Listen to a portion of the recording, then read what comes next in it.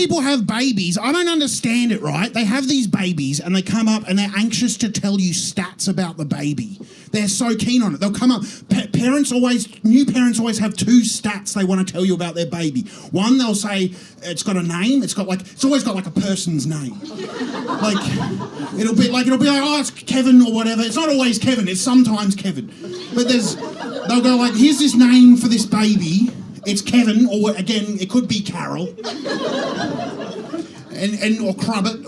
I don't know whether they go. This is Crubbit, and they'll tell you that, and then they'll tell you how much the baby weighs. They're telling you the weight of the baby. They're like, oh, this is Crubbit. He weighs 6 pounds 8 ounces. I'm like, all right. What's his square footage? Why are you telling me the weight of your baby? Why do I need to know that? What am I supposed to do with that information? I know I'm a big guy, but I'm not going to cook it. I got debts in my life. I got problems. The last thing I need is the cops on my ass for a cooked up bub. I don't have a child of my own. I would eat it. I would eat my own young. But no, I'm worried. I don't know why people. It seems weird to me that people have babies more than like the first ever person to have a baby. Like I get like back in evolution times, you know when. You know, in evolution times, back when we were living in caves and we first developed consciousness and we're like, oh, maybe let's put on a shirt or something. And around that time when we developed the ability to communicate, that should have been when having babies stopped happening. Because it would have been shocking if you didn't know, if you were like, oh, I had a root, awesome, that was sick, and then the woman's like, oh man, I feel fucking sick. Like, I'm gonna spew, and it goes on for ages, then you're like, oh man, my stomach's getting big as, this sucks, this is the worst, I feel like shit, and then you're like, my stomach, I think I'm gonna explode, I think I'm actually gonna die, and then instead of that happening, a little red guy comes out of your pussy. You'd freak the fuck out. You'd be like, you tell everyone, don't have a root. There's a guy that comes out of your pussy. It's screaming. It's this screaming guy. We gotta stop this. And I get it. Like, I do sort of get it. Like, yeah, babies are cute and stuff, and like when they're toddlers and stuff, they're pretty cute. They're fun, you know, whatever. But like, you know, people don't realize they live for ages. Like if things go according to plan, that baby's gonna be like 82 eventually. And there's only like a few years of it saying funny stuff, and then it's just some man wandering the earth, or woman, or whatever. Like, you'll have like this cute baby for a little bit, and then like 40 years later, there's just this guy walking around going, where's my fucking headphones? Not those ones, they're AirPods, the little ones. Like, you know what I'm talking about? Like, I'm a 41-year-old man, right? I'm a 41-year-old man, and the other day I called my dad. He's still kicking along. And I called my dad because I wanted to ask him, because he used to be a butcher, and I was like, I said, how long can you leave lamb shanks in the freezer? And he said, I don't know how long they've been in the freezer. And I said, like a year.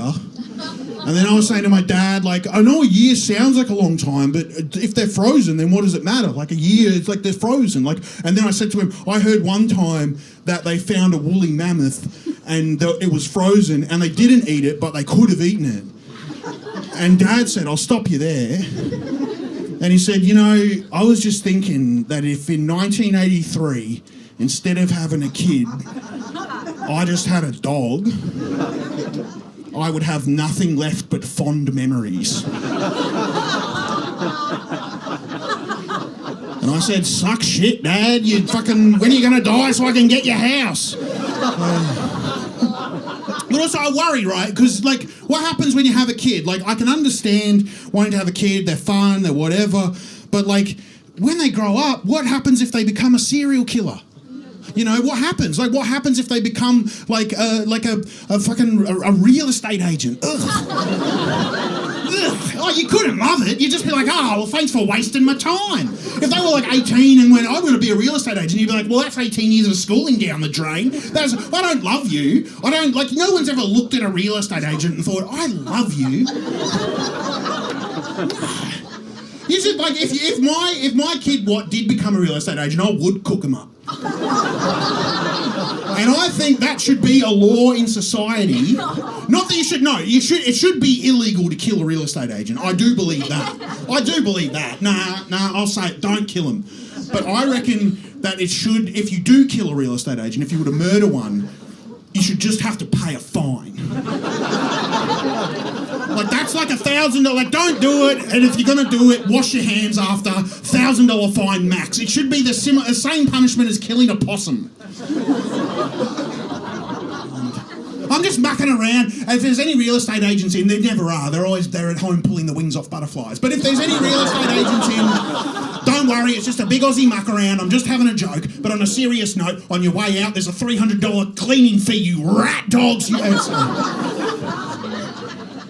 The other day, I found out that my dog's neck is the exact same size as my neck.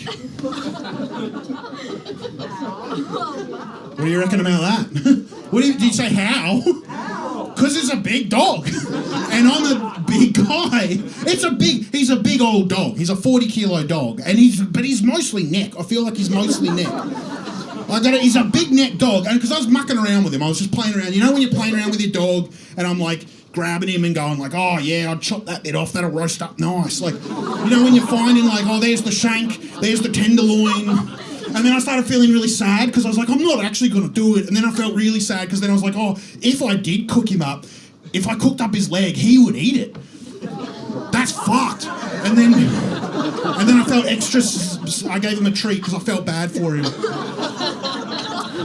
And then I sort of had my hands around his neck going, you're a meaty boy. And then I went, hang on a second. And I was like, had my hands around his neck and then I went like that. And I went, holy shit.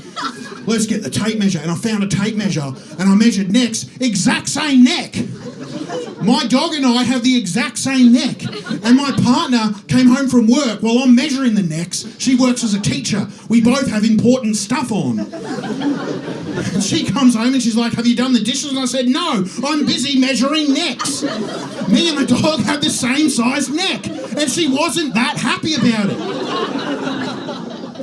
But I realised, too, it's opened up a world of possibilities for me.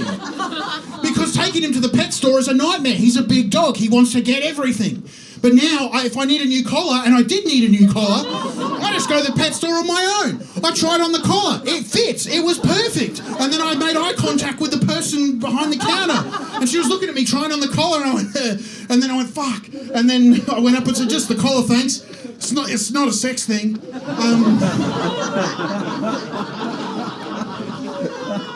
But it was a comfortable collar. And also, but then I was like, you can do the opposite, right? Because sex shops have the cool collars. They have cool collars. You go to a naughty but nice, they've got a good collar. And he's like, you can never get those spiky collars anymore. I wanted one of them. So you go to a sex shop and you get a cool spiky collar and try it on. And then I have to be like, this is a sex thing. Like pretend like I'm cool. I have roots. And it's just for me, dog.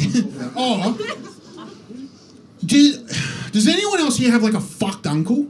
I've got a fucked up uncle, right? And it's a rhetorical question. I'm just going to do the bit. But like, I was at a family gathering because all he does is like watch Sky News and like fill his brain with piss. And he's just like, oh, fucking Trump is cool. He's like this fucked uncle. And I don't know what to say to this guy. Like, I go to like a family function, we were there recently, and the latest thing that he's getting mad about is like diversity. Well, it's getting us. We're getting killed by diversity. I'm like, what are you going on about?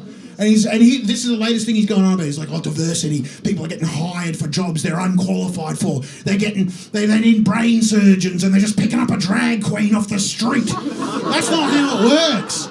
That's not how diversity works. You still have to have a degree, you fuckhead. Like, he's just going on about, he's like, oh, no, there's diversity. I'm like, what are your qualifications? He has 2 jobs. One of those jobs is he's a professional Santa. The only qualification he has is he's fucking fat and he's got a big beard. I'm halfway there. And the other job he has is he does bikie funerals. Anyway, that's not really a joke, but he has like a trailer that can carry a coffin on for his bike. Anyway, it's a business. And I never told that on stage before, and I probably won't again, but it's true. Anyway, but like this, like he's so mad about diversity because he thinks that diversity is ruining this country, that people are getting hired for jobs they're unqualified for. First of all, and people say that, these fucking Trump cunts, these fucking idiots. I don't, like, first of all, what's your job? Like, what's your job that's so big and important that you need qualifications for? I've done heaps of jobs. I reckon there's no jobs on planet Earth that couldn't be learned with a 2-hour training module. Not even a course, a module. How hard is your job? It's not that hard. Grow up, fuckhead.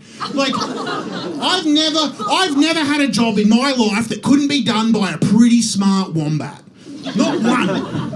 Maybe like the only jobs that exceptions would be like brain surgeon and Subway sandwich artist. But apart from that, you could just get a wombat for most jobs and it's the same basic result. If you just got a wombat in a black shirt like this and made him run around the stage with a microphone, that'd be just as funny as this. Let's be honest, it would be pretty fucking funny. Like if you could train a wombat to type the words "let's touch base," that's every office job done. Like, you fucking lost your jobs. If you could train a wombat to park a Ford Raptor across 2 handicap spaces, the entire construction industry would be on its knees. We don't live in that world. People like in that generation, they think that we live in this world where it's like, oh, you work hard and you rise through the ranks, you pull yourself up through your bootstraps. Nah, man, the system's fucking rigged. Like, we don't live in a world. People say we live in a world where I started in the mailroom and I became the CEO. Bullshit. If you start in the mailroom, you die in the mailroom. The only way you become CEO in this country is because your daddy was best friends with the previous CEO because they went to an elite private boys' school where they all played Soggy Sayo together. And just to explain, Soggy Sayo is a game. No, I have to explain it. Everyone knows Soggy Sayo. It's a game they play at private. I have to tell the story. You got to hear it. It's just a game they play at private boys' schools. It's like an elite thing. They all stand around a circle and they get a Sayo cracker. You can use a Jats. Like, you can use anything. And you put it in the middle and you all masturbate onto the cracker, and then the person who ejaculates onto the cracker last has to eat the cracker, right? That's the game. That's the game. And it's a hard game because obviously you want to eat the cracker. Like, that's the golden ticket. That's your flavour country right there.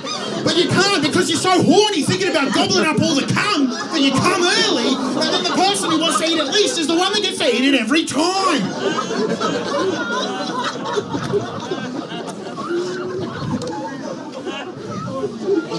You know what I'm saying?